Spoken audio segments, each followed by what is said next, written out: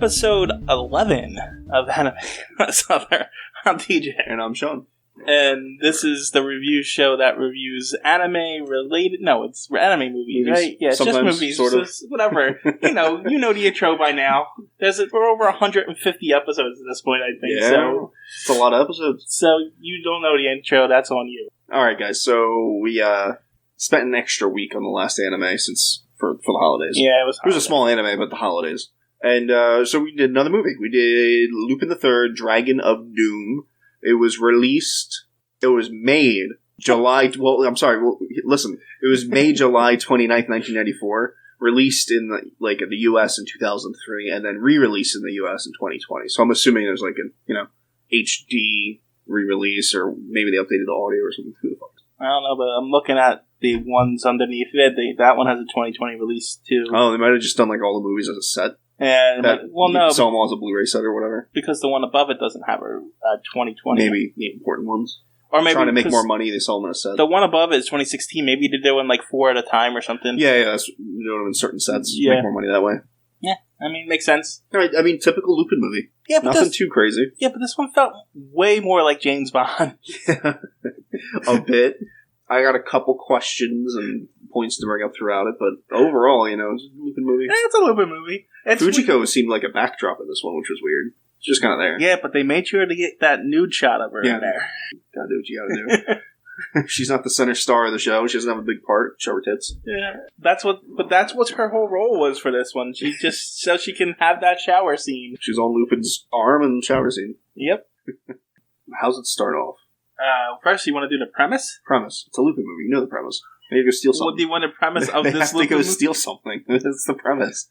It's not actually the premise. They start out with That's why I was asking. The ninjas trying to steal something from them. Oh, right. So the intro was actually really funny because it felt like a 90s, action episodic intro where they're just kind of running around doing things and having, shit's happening, they're having fun. Well, it's funny because this one was released in 94. Yeah, but it felt like an Americanized version of that. The Lupin movies feel way more American than, most anime. Yeah, isn't it weird? Yeah, whoever the drew inspiration to make it, whoever was the original creator, must be huge on Western influences. Yeah, because it definitely doesn't have Japanese tropes, if you know what I mean. Yeah, no, it has American tropes, like the James Bond stuff, which isn't necessarily American, but you get what I'm saying. Yeah, well, that's more English, but But you get what I'm saying. Yeah. It's way more Western trope. Mm-hmm. So, I actually find them kind of refreshing, because the Japanese tropes are just... They're blaring, and they're kind of dumb, and they don't really fit with our culture. Yeah, well, not only that, is that they're in every anime. Yes. You know what I mean? Well, we're also watching a lot of anime. But, if you watch, a spy movie, well, there's going to be the suave spy guy that's sleeping with the ladies. That happens. That's what that is. But that's a movie, right? Yeah. There are also different kinds of movies. No matter what kind of genre of anime we watch, they have the same... Yeah, well, to be fair, there's a lot of different tropes, and we're used to all of them. That's fair, too. So when we watch a certain kind of anime, it'll probably have a certain kind of trope. When we watch a different kind of anime, it'll usually have a different kind of trope. And a lot of times they cross. I am so tired of Lolita characters. Yeah, that's a weird one. It's in, everyone. Mm-hmm. So, I don't know. We got a solution coming up when we get through this round of the wheel. You'll see. Alright, so they're fighting and everything. Wait. So Goemon's in a Kabuki play, watching his play about his ancestor. Yes. And then ninjas attack out of nowhere. Well, I mean, it's Lupin. They try to steal his sword, and chase happens. I think this was the one time they actually talk about how his sword is, strong. Yeah, it's otherworldly almost. It's the most strongest metal in the world. Yeah. So they talk about its power a bit, which is normally you don't. You just see him cutting things in half, and you're just left to think, oh, he can do that. Right. The metal and the sword in this is the supernatural elements of this one. But, and that's pretty much the premise of the show is, the metal that, they're after the metal that Goemon's sword's made of, or a metal even stronger. Well, a metal they think is stronger. Right. So, is there an auction? No, so they're being chased, and then Goemon goes a separate way because he doesn't want to get Lupin involved with business that might get him hurt or whatever. And it's personal. Exactly. But Lupin catches a weird guy watching a car and decides to investigate him, and he's throwing a party. Yes. A costume party. where he's a vampire and the rich guy that is having the party wants to like get a thief team together, essentially. Well, he lures them there with a prospect of it. You know how these movies, the bad guys always lure Lupin in with some treasure and try to get him to work on Western trope. Yeah. But we don't mind them as much. That's all I'm pointing out. We don't mind the Western ones anywhere near as much. Well, that's because we also haven't done 120. That's true. But I was, during this movie, during that point exactly, I was like, oh, like, this is a trope. Like, this feels very repeated. Yeah, but let me ask you this. Is this a Western American trope or is this a Lupin trope? I think it's a bit of a Western American, you know what I mean? You get the person, you're trying to get them to do something for you, you know what I mean? Like, you're the rich guy, you're trying to, this guy has a skill and you need him to do something for you, but you're really going to double cross him no matter what. I feel like that's a Western. Yeah, but I think this feels more of a Lupin thing because it's in every Lupin movie. The bad guy... It is in most of them. Lupin gets summoned to a place lured by treasure. The bad guy tries to kill him to join him. He does it, and he goes off and does it. But he always knows that he's being betrayed, and everyone always knows they're being betrayed by being betrayed. Yeah. So, I don't know. Anyway, this time we're going to the Titanic. Yeah, the treasure, the dragon something. They're going to get Shenron. Yes, essentially. Have you remember seeing Shenron, the little Dragon Ball figurine? That's what they're after. That's what reminded me of it. Shenron that's what they're after. They're after Shenron, who is in the bottom of the Titanic for some reason. And he's worth a lot of money, but they didn't actually explain any of that. Well, the statue itself's not worth a lot of money. Oh, and the reason why Lupin might want to do it is because his grandfather, Lupin the First, tried to steal it, and couldn't. And it was the only thing he couldn't steal. Right, because he was on the Titanic, and he was one of the survivors, but it sunk before he could steal it. Which is like the opposite of Lupin the Third. Lupin the Third can't steal. To be fair, he always does steal it. Not always. A lot of the times. He does manage to get it, but he always manages to lose it. Yeah, he never gets to keep it. Yeah. Doesn't count. Well, yeah. Anyway, Lupin's like, "Oh, I would join, but like, I've got this thing where I don't team up with people that make me sick." Yeah, like because he's a weird, really drawn character, the bad guy in this. Yeah. I took it more as like, I know who you really are and the shit you get down to, and I'm not down with that. Well, I took it more as that, but yes. No, I mean like he is weirdly. He's like kind of squatty and wide face. Bald and bumpy head and stuff like that. Like a human frog. If you ever watch the James Bond movies, the main bad guy, Blofeld, he reminds me of him. Or you probably know it better of Dr. Evil. Dr. Evil? Yeah, he looks like a Dr. Evil character. Yeah, that's what he reminded me of. Because I got very spy movie, very James Bond movie feels from this one. Because it's another really straightforward kind of heist kind of movie. They go... there's complications trying to get it. They get it. And then they lose it. And then they got to get it back. And then they get captured. And then they have to escape. And then they have to go get it. And then the bad guy's going to go do something bad, so they have to stop him. And then they have to save the day at the end. And then they do save the day, but they lose the treasure. So, one thing that I found was really weird was, so there's the added woman. I forget her name, but she's Guimon's friend from childhood. Childhood friend, yeah. Two things. One. How many childhood friends do they have that every other movie there's another childhood friend we never heard about that one of them is going to have? This is another one of those where they bring in a character just to kill them off. And that's a huge Lupin trope. Right. That's definitely purely Lupin, though, because they bring them in. Whether they're childhood friends or not, maybe it's just a character for the movie, they die. Right. And they betray you at some point, too. Yes. And that's the thing, is like, the woman was introduced...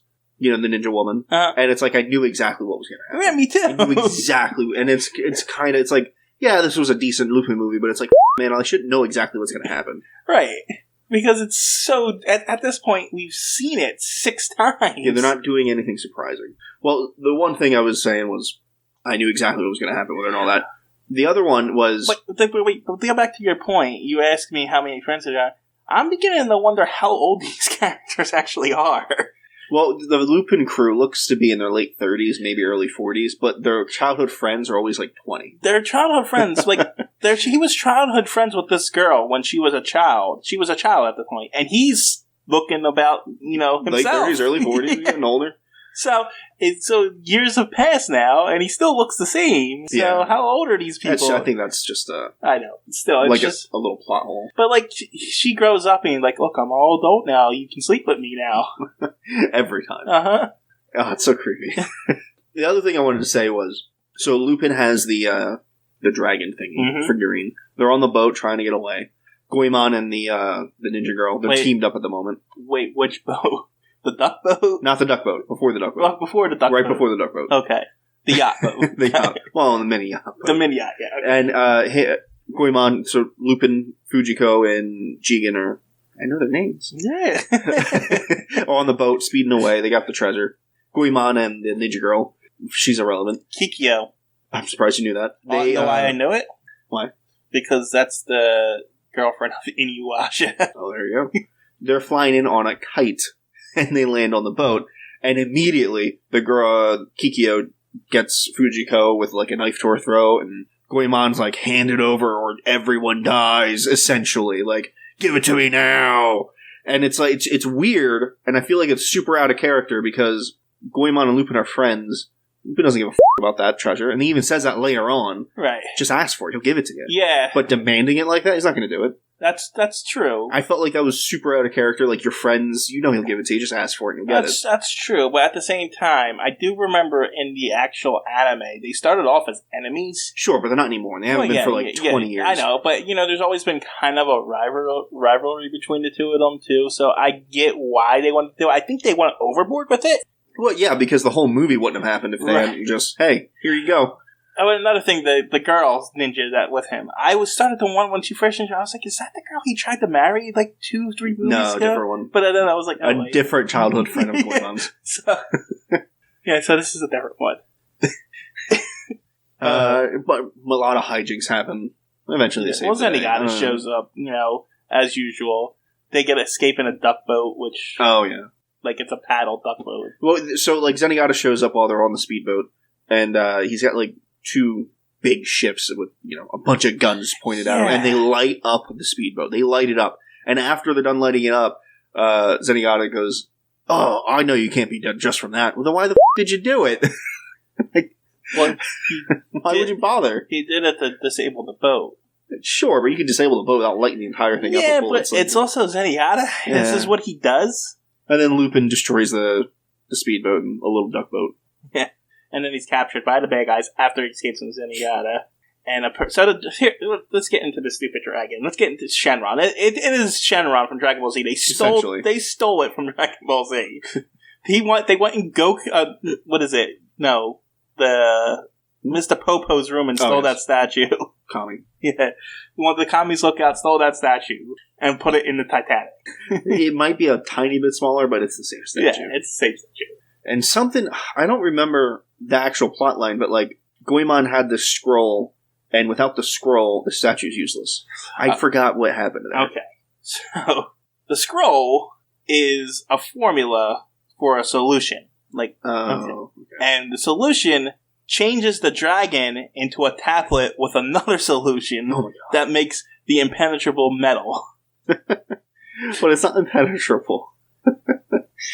Well, somehow they make this plane super fast with it. It's supposed to be the lightest, strongest metal. Oh, for sure. But how did you make it that fast? You know what I mean? They made it like a knight. Like last movie, they stole the Statue of Liberty and with a balloon. I get it, but still, you finally get the formula to make this super strong light metal, and you make a plane with it overnight. Let's be realistic here. The bad guy's goals is stupid. He wants to make a plane so that he can't be shot down, so he can drop bombs on America. Well, the movie came out in 94. I mean, depends if there was a manga for it. There was a manga for it, and that came out in the 70s, 60s, Cold War. Makes sense. I mean, it's stupid. Well, yeah, but like evil, bad American, or not Americans, but evil, bad, other country, essentially. It's not even that. He wants to destroy DC so that everyone will start to panic so they will all worship him and follow his lead as the new ruler of the world. Oh, there you go. He wants world domination. It's stupid. Yeah. Oh, Bill Clinton made a cameo in this. Did he? Not an actual Bill Clinton, but like they went to the White House and it showed Bill Clinton as the president. because I guess he was president in '94. Pretty sure. Yeah, that was a long time ago now. Yeah, they saved the day. Fuji goes naked for a moment. Yeah, That's about it. Well, I girl guess dies. we should say that Goemon saves the day by hitting the plane, impenetrable metal plane. I did want to say one more thing. So he cuts a impenetrable metal plane in half. He hits the same spot over and over a couple times, and he cuts it in half. Eventually cuts it. I was upset with the studio for this because they were really lazy in the final climactic battle.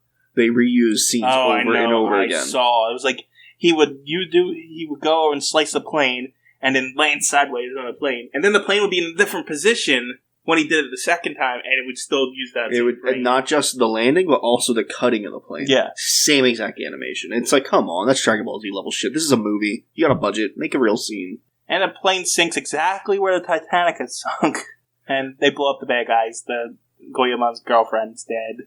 The Blowfield guy's dead, and that's the movie. The dragon turns back into a dragon and sinks to the bottom during the credits. That's it. Yeah.